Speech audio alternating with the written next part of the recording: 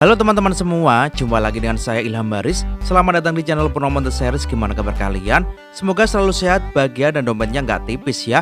Kali ini kita akan meneruskan lagi merangkum spoiler Naked Immortal episode 200 ya guys. Dan nggak usah berlama-lama lagi, langsung saja gas cuy. Cerita berlanjut. Mata bocah berkepala besar itu membelalak, penuh ketakutan. Batuk darah memercik dari bibirnya, sementara cahaya darah pekat menyelimuti tubuhnya. Tanpa suara, ia melesat mundur dengan kecepatan yang mengalahkan kilat. Pelarian darah yang diwarisi dari keluarganya, teknik yang telah menyelamatkan nyawanya berkali-kali. Dalam sekejap, ia sudah jauh meninggalkan planet Vermilion. Namun, sebelum ia sempat bernafas lega, riak halus muncul di kehampaan. Wang Lin melangkah dan lenyap. Detik berikutnya, ia sudah berdiri tepat di hadapan bayangan yang melarikan diri itu. Tangan kanan Wang Lin terangkat, ikan yin yang berputar di telapaknya, lalu ia membantingnya ke depan. Ledakan menggujang ruang hampa. Telapak itu syarat dengan dao dan energi asal, seakan memecah langit dan bumi. Cahaya darah di tubuh bocah itu hancur seketika. Gas putih dan hitam membubung dari udara kosong. Gas putih merembes masuk ke tubuh bocah itu, menghancurkan asal surgawinya. Sementara gas hitam menyedot vitalitasnya hingga tubuhnya mengerut. Jeritan tak sempat terdengar. Bocah itu jatuh bagai meteor menghantam tanah. Adegan itu disaksikan ratusan kultivator di planet Vermilion, membangkitkan semangat yang lama terkubur. Satu persatu mereka bangkit dan terbang ke arah pertempuran, di antaranya yaitu Zhou Wutai dan Yun Kuzi. Tak jauh dari lokasi pertempuran, di sebuah kota fana, seorang lelaki tua berambut putih terluka parah akibat ulah bocah berkepala besar, memaksakan akal ilahinya untuk menyaksikan.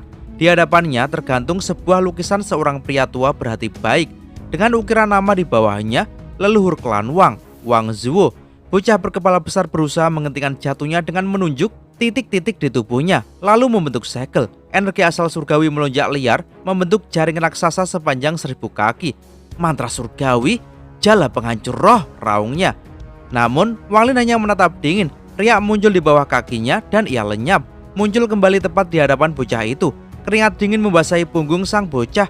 Ia tahu pelarian darahnya yang konon tak terkalahkan baru saja dipatahkan 2 kali.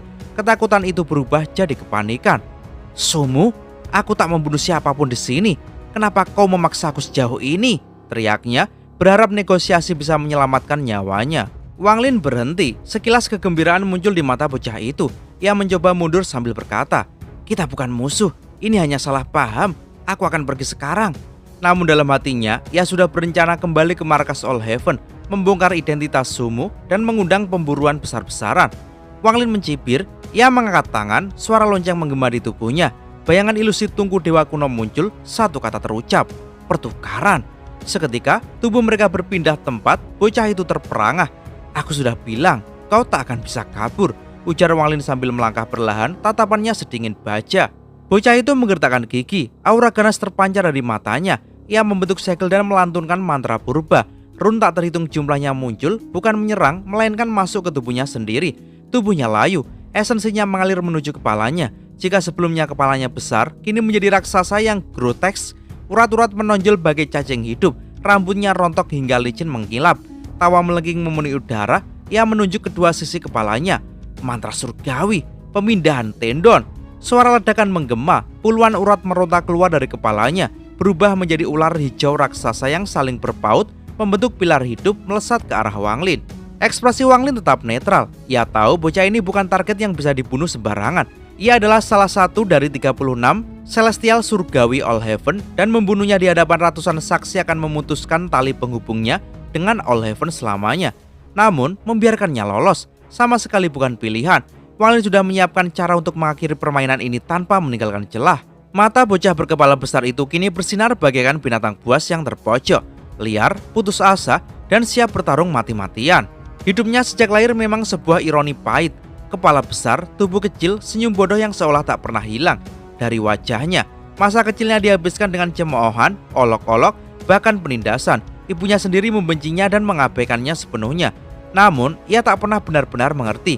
Tiap kali bertemu orang, ia hanya akan membalas dengan senyum polos itu. Bakatnya nyaris nol, mustahil untuk berkultivasi. Di usia 15, keluarganya mengusirnya, nama dan darahnya terhapus dari catatan klan. Siapa sangka, 5 abad kemudian, ia kembali muncul, penampilan nyaris tak berubah, masih dengan senyum bodohnya, tapi kini telah mencapai tapas genden. Sejak saat itu, posisinya berubah drastis. Ia menjadi elit keluarga dan ribuan tahun kemudian ia menapaki puncak korporil yang. Namun, masa lalu yang kelam memelintir kepribadiannya. Ia menjadi kejam, dingin, dan mengerikan. Pria maupun wanita yang jatuh ke tangannya berakhir dengan kematian tragis. Ia selalu berhati-hati meninggalkan dunia tanpa jejak. Hingga 30 tahun lalu, ketika sebuah pembunuhan membuat leluhur Nirvana Scryer tahap awal dari keluarganya sendiri turun tangan, semua mengira itu akhir baginya. Tapi bocah berkepala besar itu mengejutkan semua orang. Ia telah menyembunyikan kultivasi tahap Nirvana Scryer selama puluhan tahun. Pertarungan itu berakhir dengan kematian sang leluhur dan dirinya terluka parah sebelum menghilang. Kini, di kompetisi Celestial, ia muncul kembali, mengguncang keluarga dan menghidupkan kembali ketakutan lama.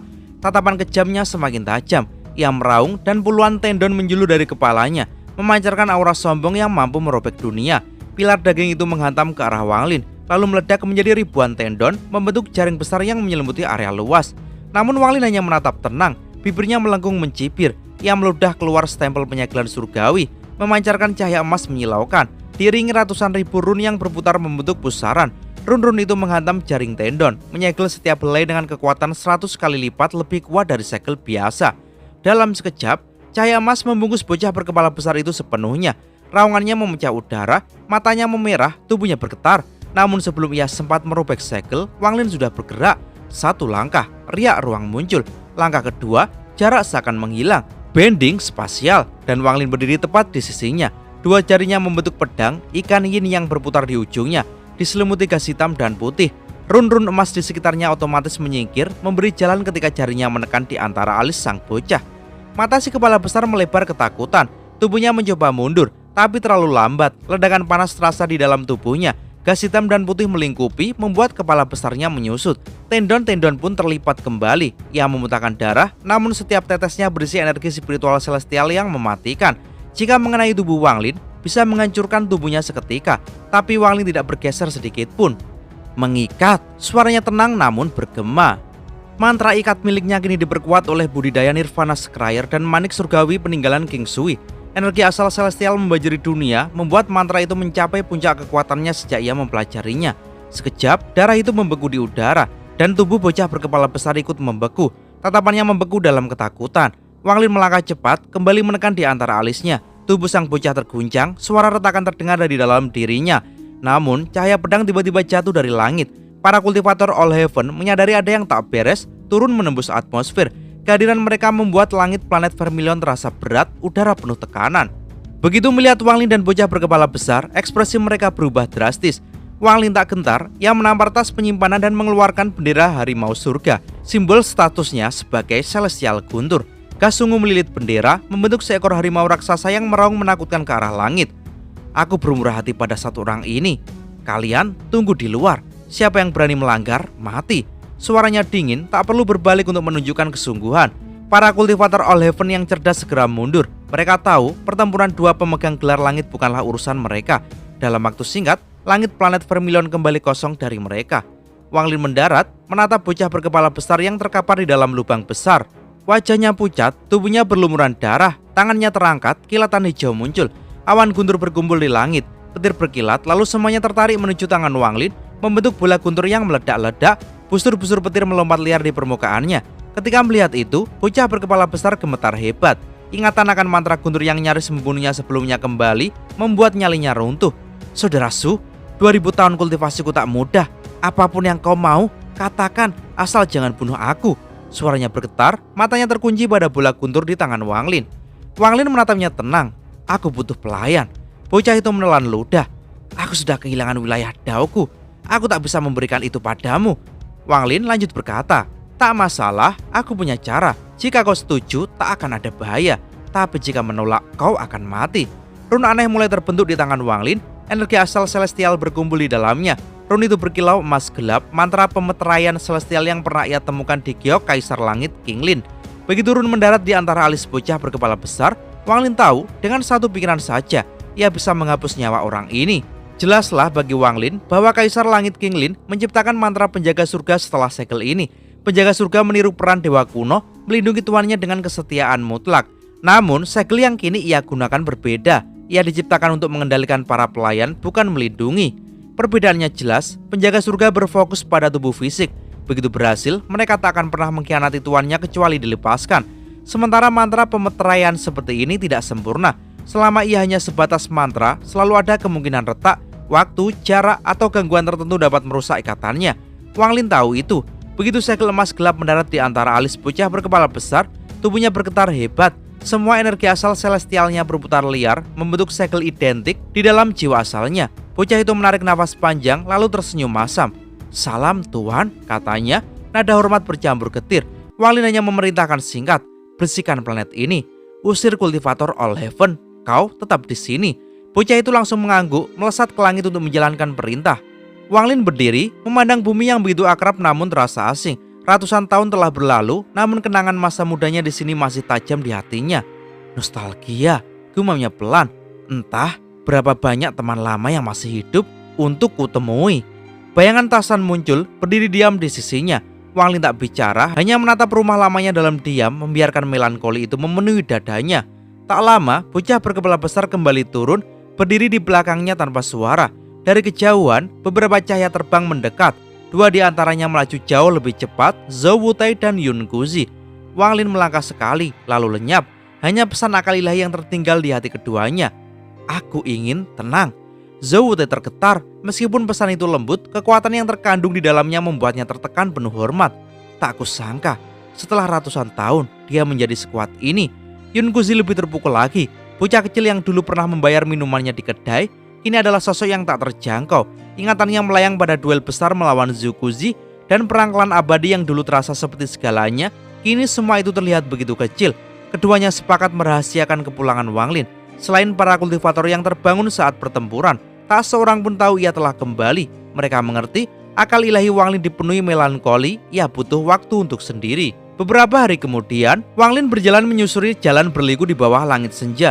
Bayangannya memanjang, tubuhnya memancarkan kesepian yang dalam. Dari jauh, ia tak lagi terlihat seperti pemuda, melainkan pengembara tua yang pulang setelah ribuan tahun. Tasan dan bocah berkepala besar mengikutinya.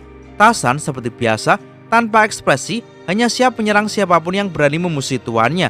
Sementara bocah berkepala besar terdiam, pikirannya kacau. Jalan desa kecil yang dulu ia kenal kini telah berubah.